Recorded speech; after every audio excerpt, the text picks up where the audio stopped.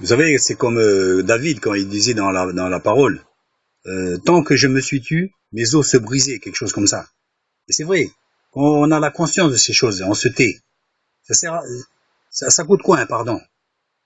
Ouais, il y a donc ces os se briser. Et nous, c'est pareil. Donc on peut la refouler cette conscience, mais c'est pour ça que je dis, à un moment donné, il y a des gens qui deviennent fous, dépressifs et tout ça. Et regardez bien, ce sont des choses bien souvent qui sont dans notre conscience. Qui sont dans nos consciences. Il y a beaucoup de... Et donc, il y a même des maladies. Même pour dire qu'il y a même des gens qui sont malades. Et si on va leur parler de la conscience, ils vont plus ou moins rigoler, quoi. Ils vont dire, ça y est, c'est un uluberlu, celui-là.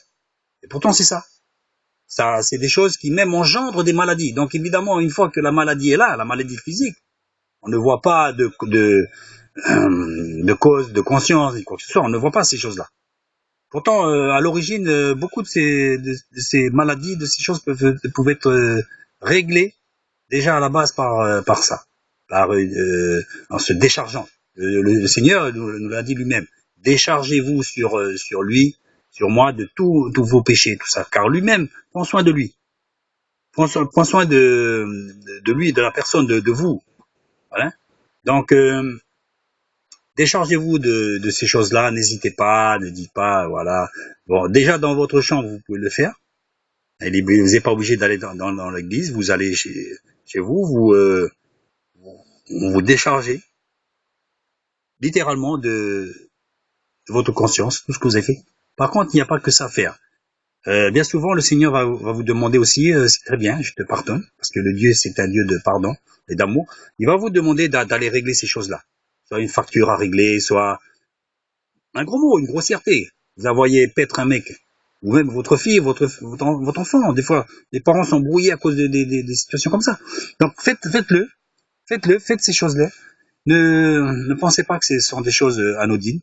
Faites-le, c'est très important pour la conscience. Vous allez voir, vous allez être libéré, vous allez être heureux. Jusqu'au jour où vous allez avoir une chose sur la conscience, parce que comme je vous dis, ça arrive au fur et à mesure. Eh ben, ce n'est pas grave, continuez. Jusqu'au jour où vous allez être complètement libéré de ces choses-là. Vous allez remettre tout à jour.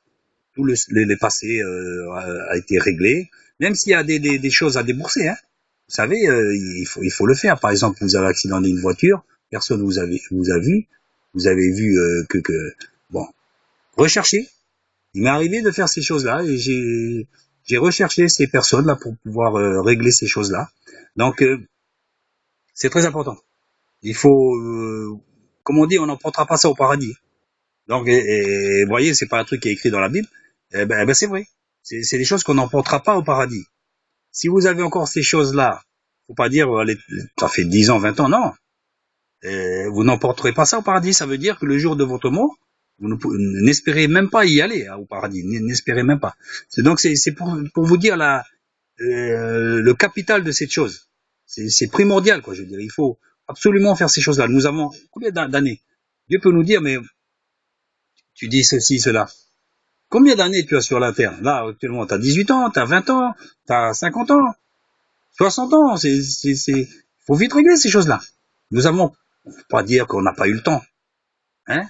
Si on n'a pas le temps, ben, comme on peut le dire, ben, prends le temps. T'as pas le temps, prends le temps.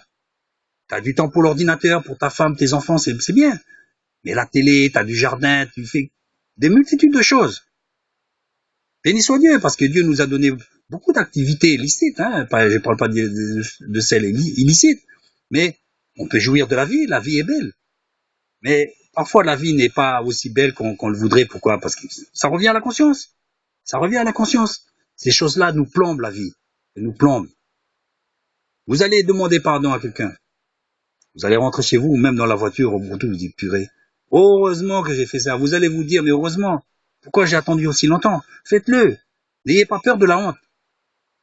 C'est votre vie éternelle qui en dépend. Le Seigneur est prêt à vous pardonner. Même de suite. Mais, voilà. C'est aujourd'hui le jour du salut. C'est aujourd'hui qu'il faut régler ces choses-là.